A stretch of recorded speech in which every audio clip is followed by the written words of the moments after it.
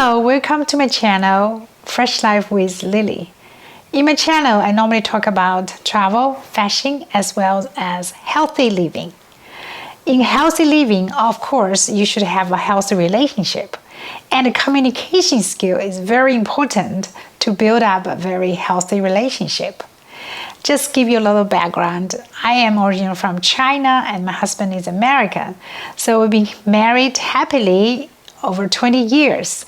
So I think we have worked on our communication skills quite consistently.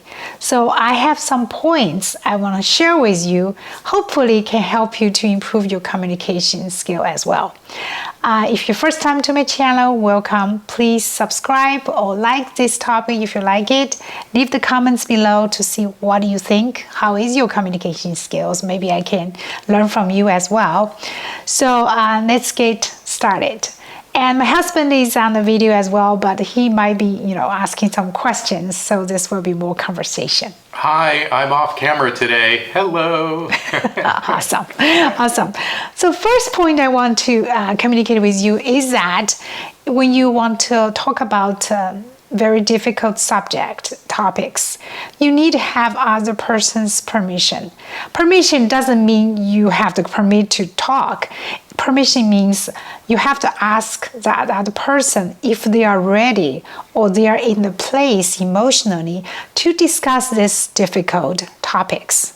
Basically, couples fighting for different things, right? Can be money, can be not share the household, or you didn't spend much time together, too much just concentrate on work, or too busy with the kids and things like that. So you need to tell the other person, say, hey, may I talk about this? Things bothers me. If the other person is ready in the right place, perfect. You start in the right points, right? The second point is that you have to talk about what happened. For example, if something upset you, and you can say, hey, you did this yesterday, really made me upset. Just to simply present the issues. Don't attack the other person. Don't add any colors. Just simply state the fact. This is make me upset. You didn't make the bed. It's just the small things, right? But if you present that way, the other person is easy to accept it and be response to what you say. So let me jump in there, Lily. I think you said it very well. If I understand correctly, the idea is instead of going, you did this and you suck, you would say, this happened, or I observed this behavior, or you did this, and the impact on me was it made me feel this way. Correct. Okay. That's exactly. So it's not an attack or like you suck criticism. Right. It's this behavior or this action happened. It makes me feel not great. Right. And, I'd like to talk about how can we address that? Yeah, exactly. And that's a good point. The third point is that you have to listen to other person, right? If the one person is upset, she or he has to be heard first. So if somebody upset to talk about something with you, you might react to your own emotion. Don't do that. Put your emotion behind and then listen to the other person's upset and what's on their mind. And then you got to also acknowledge that you heard them. Wow, that I can see that point. It's very upsetting and I was wrong to do that. So when the other person feel you heard their thoughts and you listen to them, you understood them, then they can be very easy to, to continue this conversation. Let me jump in there as well. I think there's almost two different valuable points in what you're saying in this point. Right. So the first one, when you say listen, do you ever notice how when people are talking, when somebody else is talking, most of the time the other person who's not talking isn't listening. They're just waiting for the other person to stop talking so they can say what they have to say. It's so exactly. true. So your first point is, shouldn't just be skipped over like, yeah, I know how to listen. Actually, do you know how to listen? Actually giving your concentration and attention to hearing and understanding the other person, not just tugging at your seatbelt emotionally going, okay, I can't wait to interrupt and say my shit, say what I have to say. So number one, listen. Continue your point. So listen. So there was 2 points what you said. The kind of point one or whatever. Point one of that was, don't just say, "Oh, I know how to listen," but you're actually listening, waiting to talk. Listen. Put your own thoughts and ideas in that tugging feeling. I've got to say what I have to say. I don't care. I'm going to interrupt. Put that aside and actually, what is the other person saying to you? What are they? And really, what are they saying? What's their observation? What are they feeling? So listen by really giving their attention. And then the other thing is, what was the other part of your point? Sorry. Which point? The point you were just saying. I said listen first. And then also how to talk the issues without kind of add colors on that. Right. And the first one is asking for permission. Keep going. And then the next one is really don't globalize. Right, keep going. To globalize means, I want to talk about it, right? Globalize means, you always do this. Don't do that, because that's attack the character. So it's not really address the issue itself. It's a contempt. So it's really bad for the communication. Sorry, I remember what I was going to say before. I apologize. That's okay. So when you listen, really listen to, you have to actually not just listen, but you actually have to then, after the other person has talked to you, you should really let them know you listened by actually repeat back to them, here's what I heard you say. Lily, you observed me doing this, and that kind of got you upset because it's something that bothers you. Right. Or I didn't take something I didn't do, or something happened, right, and it made you feel this way. Right. So, and so you actually have to repeat back to the other person, you saw this action or this behavior, and it made you feel X. Right. So this bothered you, or this happened, and it made you feel Y. Yes. And that actually, then the other person could go, and can actually breathe and go, and actually that will remove a lot of the upset. Just by letting them know, just the other person now knows that you heard them and understand how they feel. Yes. If you don't repeat back to them, they don't know that you actually heard them. Right. So listening is actually an active step. I agree with that. Okay. So next point is that you have to respond what other person say, and don't respond what your mind interpreting you think they are saying, right? For example, I think I'm guilty with this because I'm a woman. Women react something more emotional than logic than men, right? Sometimes. So if my husband say, "Hey, honey, you didn't do the dish," that's what he says. But in my mind, I interpret I said, "Oh, you're so lazy. You're not a good wife." So I really upset much bigger than just say, "Hey, you didn't do the dish." But that's exactly what he says.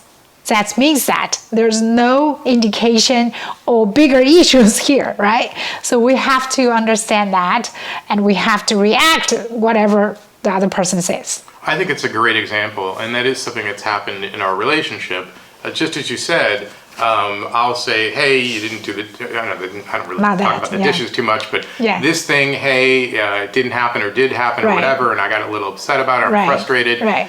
And then all of a sudden, your reaction, what you hear is, not you forgot to take the garbage out, but you're not a capable person. You're a shitty wife. You're like, you hear this. You change the very small thing into a much bigger thing.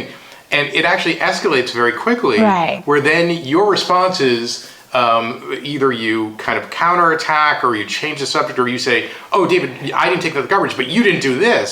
And all of a sudden, I'm sitting there a little dumbfounded. I don't know what happened. I was just like, "Hey, you forgot to take out the garbage." And all of a sudden, I'm getting attacked or yelled at or something. And so it can really escalate in a way that's kind of confusing. Right, exactly. We will learn a lot throughout the years of marriage. We keep working on it, and there are a lot of improvement now. But the only way I was actually able to understand that was we actually then would calm down and revisit the conversation and do almost like an autopsy and go, "Okay, how did that begin?" "Well, I said you didn't take out the garbage," and all of a sudden you were yelling at me, or something, some overreaction, disproportionate response. And then I said to you, "What's the story in your mind? What are you hearing?" Then I only understood that you weren't hearing. You were hearing when I said you didn't take the garbage, I'm a little upset about that. You heard you suck. And so we only figured this out, this pattern of kind of small thing overreaction, and my being like totally confused, because we actually broke the conversation down and you helped me understand. It's actually a really important thing to say to somebody. What's the story in your head? Yes. And then you explain to me, well, you said this, but I heard I'm a bad wife, I'm not capable, I'm not interpret helpful. it in a different way. You interpret it. Yes. But it was, so we had to really revisit. Work on it. Yeah, exactly. That's a work in progress, right? That's why it's difficult, I think. The last point I want to mention is that, as I mentioned before, I originated from China and David is American. So culturally, we have some miss point in terms of communication styles because we've grown up the different ways. For example, in China, in Chinese way, if I marry a Chinese man, the woman thinking, oh, you should know what's in my mind. You should be able to read my mind. But with American husband, David, no. If I don't tell him, he doesn't know what's on my mind, what's my thinking is. So it's very important to open communication, tell him exactly what you think, and vice versa. I would add to that very quickly. My feeling is I can't read your mind. I don't know. You can't kind of not tell me what you're thinking or feeling or hoping or wanting. Don't tell me and then blame me for not knowing. Right. It's unfair. It's unfair. I know. Yeah. I learned that way. The other thing that I would add to this is, at least my observation is, and not all Chinese families are the same, not all American families are the same, but I don't know if it's American or just me individually, I don't like arguing, which to me is just kind of trying to win a conversation, yes. which is the opposite of communication, which Correct. is trying to be understood, to yes. hear and understand each other. And my experience would be that over the years together, we've learned to communicate yes. rather than to argue. I agree. Can I add one more thing? Sorry. Sure. Really quickly. I'm sorry. Just the idea, I know that really is helpful for us, is to, when we get mad or upset, to help actually not argue, you can hit a pause, a yes. time out. Yes, I agree with that, because then you can let your emotion calm down, then you realize and then you can be ready to communicate with other person. Hopefully those tips can help you and your loved one improve your relationship, have better communication skills. And thank you so much for watching today's video. And please leave comment if you have something to talk about communication skills. And do you want to add last points? Please actually write in what works for you and your partner or family, whomever. Please let us know. I mean, these are just some things that work for us. What right. works for you? Let us know. Exactly. Thank you again, and have a happy holidays, everybody. Bye-bye.